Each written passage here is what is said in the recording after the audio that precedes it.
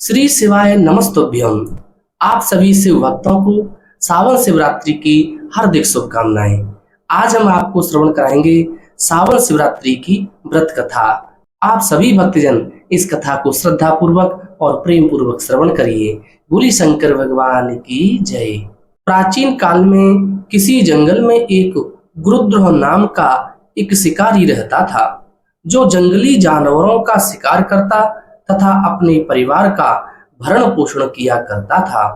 एक बार शिवरात्रि के दिन जब वह शिकार के लिए निकला, पर संयोगवश पूरे दिन खोजने के बाद भी उसे कोई शिकार न मिला। उसके बच्चों, पत्नी एवं माता पिता को भूखा रहना पड़ेगा, इस बात से वह चिंतित हो गया। सूर्यास्त होने पर वह एक जलाशय के समीप गया और वहां एक घाट के किनारे एक पेड़ पर थोड़ा सा जल पीने के लिए लेकर चढ़ गया। उसे पूरी उम्मीद थी कि कोई न कोई जानवर अपनी प्यास बुझाने के लिए यहाँ जरूर आएगा। वह पेड़ बेलपत्र का था और उसी पेड़ के नीचे शिवलिंग भी था, जो सूखे बेल पत्रों से ढके होने के कारण दिखाई नहीं दे रहा था। रात का पहला प्रहर बीतने से पहले एक हिरणी वहां पर पानी पीने के लिए आई। उसे देखते ही शिकारी ने अपने धनुष का बाण साधा। ऐसा करने में उसके हाथ के धक्के से कुछ पत्ते एवं जल की कुछ बूंदें नीचे बने शिवलिंग पर गिरी और अनजाने में ही शिकारी की पहले प्रहर की पूजा पूरी हो गई। हिरणी ने जब पत्तों की खड़खड़ाहट सुनी तो घबराकर ऊपर की ओर देखा और भयभीत हो गई। शिकारी से कांपते हुए स्वर में बोली, मुझे मत मारो। शिकारी ने कहा कि वह और उसका परिवार भूखा है, इसलिए वह उसे नहीं छोड़ सकता। हिरणी ने वादा किया कि वह अपने बच्चों को अपनी स्वामी को सौंप कर लौट आएगी, तब वह उसका शिकार कर ले। शिकारी को उसकी बात पर विश्वास नहीं हो रहा था।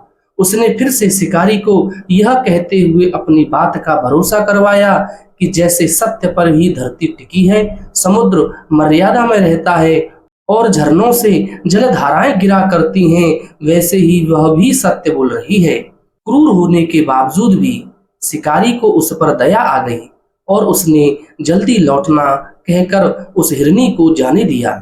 थोड़ी ही देर बाद एक और हिरनी वहां पानी पीने आई। शिकारी सावधान हो गया, तीर साधने लगा और ऐसा करते हुए उसके हाथ के धक्के से फिर पहले की तरह थोड़ा जल और कुछ बेलपत्र नीचे शिवलिंग पर जा गिरे और अनायास ही शिकारी की दूसरे प्रहर की पूजा भी पूरी हो गई। इस हिरनी ने भी भयभीत होकर शिकारी से जीवन दान की याचना की, लेकिन उसके अस्वीकार कर देने पर हिरनी ने उसे लौट आने का वचन यह कहते हुए दिया कि उसे ज्ञात है कि जो वचन देकर पलट जाता है उसका अपने जीवन में संचित पुण्य नष्ट हो जाता है। उस शिकारी ने पहले की तरह इस हिरनी के वचन का भी भरोसा कर उसे जाने दिया। अब तो वह इसी चिंता से व्याकुल हो रहा था कि उनमें से शायद ही कोई हिरनी लौट के आए और अब उसके परिवार का क्या होगा। इतने में ही उसने जल की ओर आते हुए एक हिरण को देखा। उसे देखकर शिकारी बड़ा प्रसन्न हुआ। अब फिर धनुष पर बाण चढ़ाने से उसके तीसरे पहर की पूजा भी स्वतः ही संपन्न हो गई, लेकिन पत्तों के गिरने की आवाज से वह हिरण सावधान हो गया। उसने शिकारी को देखा और पूछा, तुम क्या करना चाहते हो? शिकारी बोला, अपने कुटुंब को भोजन देने के लिए तुम्हारा वध करूंगा। वह मृग प्रसन्न होकर कहने लगा, मैं धन्य हूं कि मेरा यह शरीर किसी के काम आएगा। परोपकार से मेरा जीवन सफल हो जाएगा, पर कृपया कर अभी मुझे जाने दो, ताकि मैं अपने बच्चों को उनकी माता के हाथ में सौंपकर और उन सबको धीरज बंधाकर यहाँ लौट आऊं। शिकारी का हृदय उसके पाप पुण्य नष्ट हो जाने से अब तक शुद्ध हो गया था, इसलिए वह विनय पूर्वक बोला, जो जो यहाँ आए सभी बातें मिलाकर चले गए और अभी तक नहीं लौटे। यदि तुम भी झूठ बोलकर चले जाओगे तो मेरे परिजनों का क्या होगा? अब हिरन ने यह कहते हुए उसे अपने सत्य बोलने का भरोसा दिलवाया कि यदि वह लौटकर न आए तो उसे वह पाप लगे जो उसे लगा करता है, जो सामर्थ्य रहते हुए भी दूसरे का उपकार नहीं करता। शिकारी ने उसे भी यह कहकर जाने दिया कि शीघ्र लौट आना। रात्रि का अंतिम प्रहर शुरू होते ही उस शिकारी के हर्ष की सीमा न थी, क्योंकि उसने उन सब हिरन हिरनियों को अपने बच्चों सहित एक साथ आते देख लिया था। उन्हें देखते ही उसने अपने धनुष पर बाण रखा और पहले की तरह उसकी चौथे प्रहर की भी शिव पूजा संपन्न हो गई। अब उस शिकारी के शिव कृपा से सभी पाप भस्म हो गए, इसलिए वह सोचने लगा, ओहो, ये पशु धन्य हैं जो ज्ञानहीन होकर भी अपने शरीर से परोपकार करना चाहते हैं।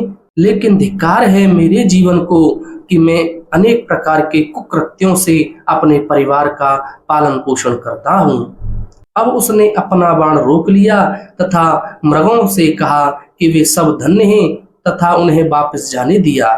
उसके ऐसा करने पर भगवान शंकर ने प्रसन्न होकर तत्काल उसे अपने दिव्य स्वरूप का दर्शन करवाया तथा उसे सुख समृद्धि का वरदान देकर गुहु नाम प्रदान किया। शिव जी जटाओं में गंगा जी को धारण करने वाले, सिर पर चंद्रमा को सजाने वाले, मस्तक पर त्रिपुंड तथा तीसरे नेत्र वाले, कंठ में कालपास नागराज तथा रुद्राक्ष माला से सुशोभित, हाथ में डमरू और त्रिशूल हैं।